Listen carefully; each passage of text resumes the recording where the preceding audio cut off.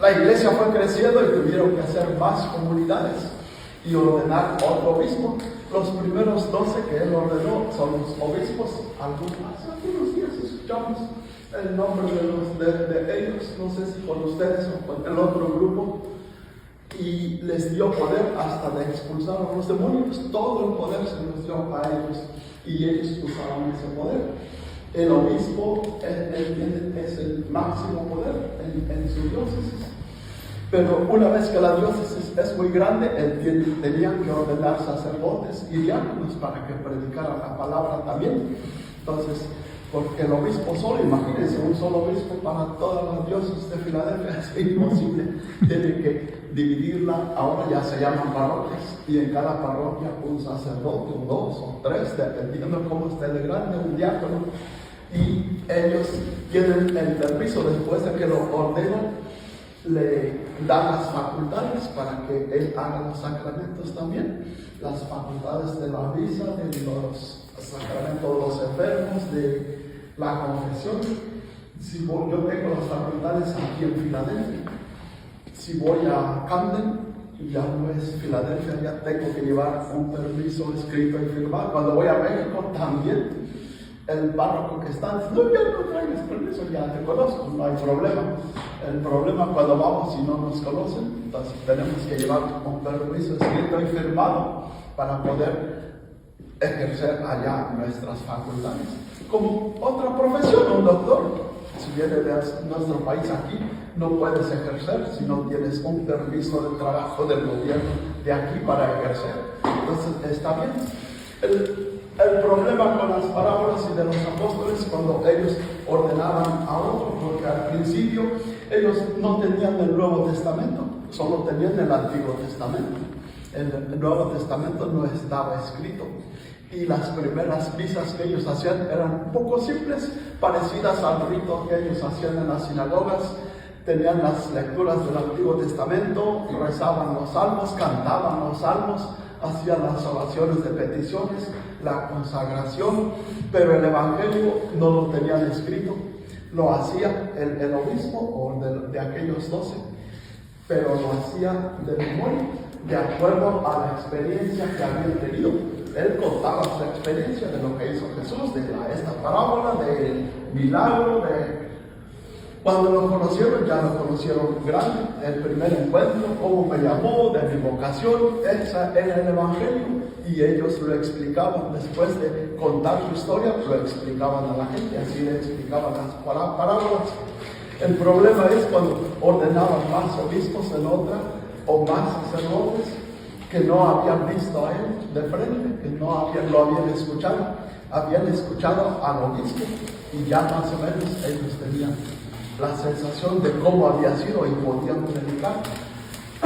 Pero después de la segunda o tercera generación, ustedes vieron, ya saben, cuando contamos el chisme, vieron que yo le di un abrazo, un beso, ¿cómo se llama? Carmelita. Y mañana ustedes le dicen allá en su casa que yo le di un abrazo y un beso a Carmelita.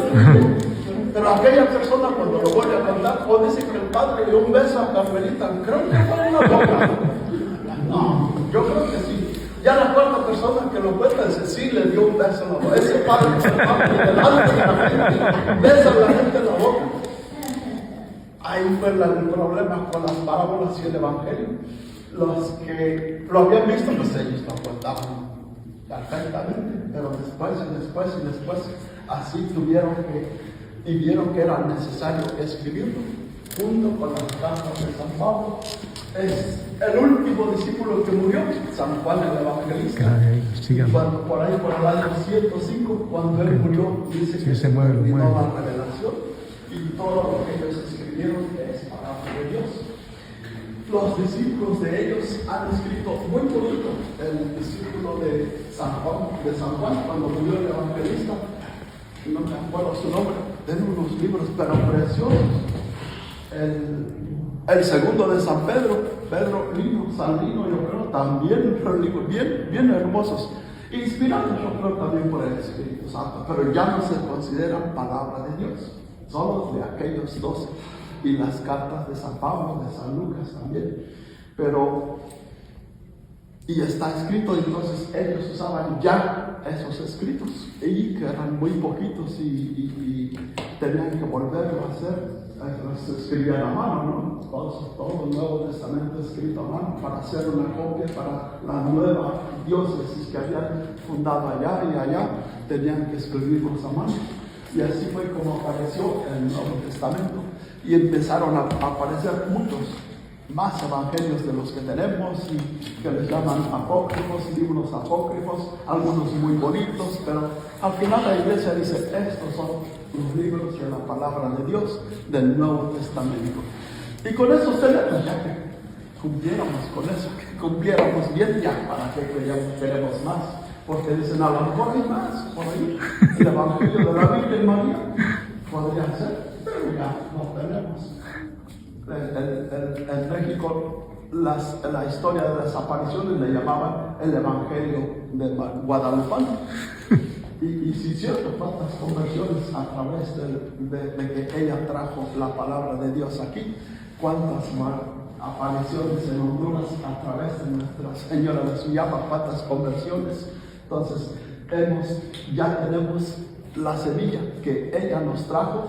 Primero lo trajo allá, después lo trajo a América, lo llevó a Honduras a través de Nuestra Señora de Suyapa, y esa semilla ha crecido ya en nuestros corazones. No sabemos cómo. Fuimos al catecismo, después recibimos la confirmación y todo, a veces nos gustaba, a veces no nos gustaba, pero sin que nos diéramos cuenta cómo esa semilla que nuestra madre trajo y que el Espíritu Santo sembró en nuestros corazones ya creció, y nos dimos cuenta, así como la semilla del sembrador, donde yo soy, lo que siembran es maíz, frijol, calabazas. Y yo recuerdo que mi papá, cómo le gustaba su maíz cuando crecía. Dice mi hermana, si él viniera aquí se volvía loco de ver ahí por Carolina, y donde quiera con esos planes de maíz y una tremenda mazorca. Uy, yo creo que mi papá, si viera eso, se volvía loco. Pero, como dice ahí, no sabemos, él no sabe, él solo siembra y no sabe si está dormido, está despierto, de noche, de día, la semilla germina y nace, crece y da su fruto. Lo bonito es que para nosotros, sin darnos cuenta también, esa semilla ya ha crecido y ya está dando su fruto. Por eso estamos aquí. Haga frío, haga calor, hay nieve, pero estamos celebrando el reino de Dios. ¿Recuerdan lo que dijo después él? Donde 2 o 3 se reúnen en mi nombre, ahí estoy yo en medio de ellos. ¿Dónde está el reino de Dios? ¿Dónde está Jesucristo? ¿Dónde está Él y sus discípulos? Ahí está el reino de Dios. Si nos reunimos a través de nuestra madre que nos llamó a reunirnos, es porque aquí está su Hijo y aquí está el reino de Dios. Ya estamos gozando de los frutos del reino de Dios. Solo estamos esperando la cosecha, Él nos llame, y a nosotros todos nos da miedo porque tenemos que pasar por la muerte para llegar a ese reino de Dios. Ya lo estamos viviendo aquí, pero el reino de Dios completo, el de aquí es, San Pablo creo dice, el ya, pero todavía no, el ya, pero todavía no, porque todavía no podemos perder, pero ya ha madurado, ya lo estamos celebrando, entonces ya no nos podemos perder. Estando con Jesús y María, no nos podemos perder, es imposible. Pero entonces ya estamos celebrando el reino de Dios, ya estamos maduros, ni nos hemos dado cuenta cómo y ya estamos en el reino de Dios. Aquella semilla que sembraron, algunos nos bautizaron de pequeñitos, otros quizá ya grandes. Ese fue el momento en que Él sembró la semilla. Es decir, que nos demos cuenta, ya estamos viviendo de los frutos del reino de Dios. Y es muy hermoso. Ojalá que nosotros también lo sigamos haciendo, que nos preparemos siempre, que escuchemos la palabra de Dios, las parábolas, porque también nosotros vamos a explicarles, quizá a nuestros hijos cuando están pequeños, y tenemos que explicarles cómo es el reino de Dios. Quizá nuestros familiares o amigos no sabemos dónde, y luego saben que rezan, no saben cómo le hago, yo quisiera, cómo le hago, qué hago, me han preguntado muchos, ¿y qué hago, cómo le hago? Entonces también nosotros debemos de prepararnos, porque también como discípulos nos toca explicar las parábolas del reino de Dios. Él se las dijo a la gente y después a sus discípulos en privado les explicaba qué quiere decir esta parábola, porque ellos tenían que seguirla diciendo. Y después la iglesia dice, pues tenemos que escribirlas porque ya el tercero o cuarto que no lo vivieron en persona, lo predican de una forma como el beso que le di a doña. Los que no lo vieron van a decir, no, este padre es sinvergüenza, dice que delante de la gente. Entonces ya tenemos la palabra de Dios y ahora la tenemos en nuestro propio idioma, en los de inglés en inglés, los de portugueses en portugués, nosotros en español. Lo podemos entender muy bien y también lo podemos vivir y explicar a quien nos pregunte. A ustedes que vienen a la iglesia siempre les van a preguntar, ¿y cómo es eso? ¿Y qué hago? Si yo quiero también, ¿qué debo de hacer? Pues invitarlos para que me escuchen también y esa semilla crezca también en ellos. Pues muchas felicidades por la fiesta de Nuestra Señora de Suyapa y mañana lo van a celebrar aquí. Yo no voy a estar, tengo que salir. El padre Waller me dijo que quizá viniera a celebrar con él, pero no. Pues celebran, hacen su gran fiesta y su gran comida, le dan al padre Waller, pero él no le dé grasa ni nada porque él no quiere estar como yo, ¿verdad? Ni azúcar, ni harina, ni él se cuida mucho de agua, que se cuida mucho. Entonces, pues felicidades. Y eso es el reino de Dios. Este es el reino de Dios. Si estuviera aquí, ¿qué palabra nos diría? El reino de Dios se parece a los de Honduras cuando se juntan y celebran Nuestra Señora de Suyapa y traen bañadas y así como allá, a la forma como la gente lo podía entender. Y si fuera de Honduras, a la forma como los de Honduras lo pueden entender. Si fuera de México, diría que un tequila y que, no sé, quizá hubiera consagrado tequila en lugar de vino, allá porque había mucho vino. Entonces, de acuerdo a cada cultura, a como uno lo puede entender. Pero lo más bonito es que los que lo escucharon lo puedan explicar también de la misma manera. No transgiversar las cosas, sino así como él predicó. Y nosotros somos discípulos de él también debemos predicarlo, escucharlo y adaptarlo a nuestra cultura, de acuerdo como nosotros lo podamos entender. Amén. Amén. Pues el Señor esté con ustedes. Que la bendición de Dios Todopoderoso, del Padre, del Hijo, del Espíritu Santo, descienda sobre nosotros y nos acompañe siempre. Amén. Nosotros la celebramos el 3, allá en la medalla milagrosa. Me dicen la Eva, ¿de qué se llama? A mí me dijo que se llamaba Eva y después me dicen, no conoce a Beatriz. Allá lo hacemos el mero 3 que es el martes. Hay dos, una a las 10 y otra a las 5:30 de la tarde.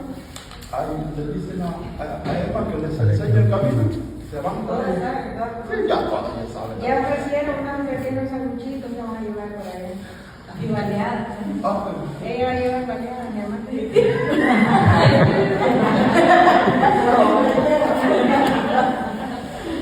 Qué bueno, me dio gusto compartir con ustedes y... Gracias, Padre.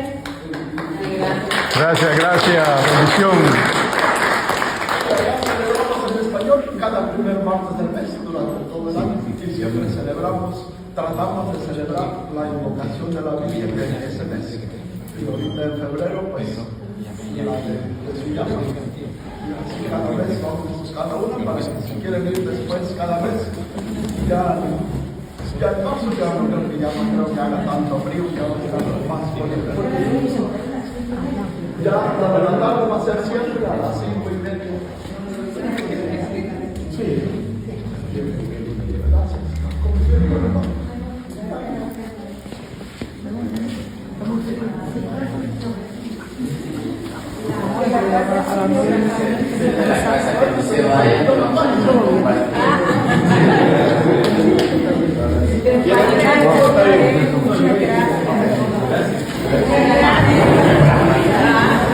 Bueno, vamos a compartir ahora. Compartir. ¿Sí ya comieron?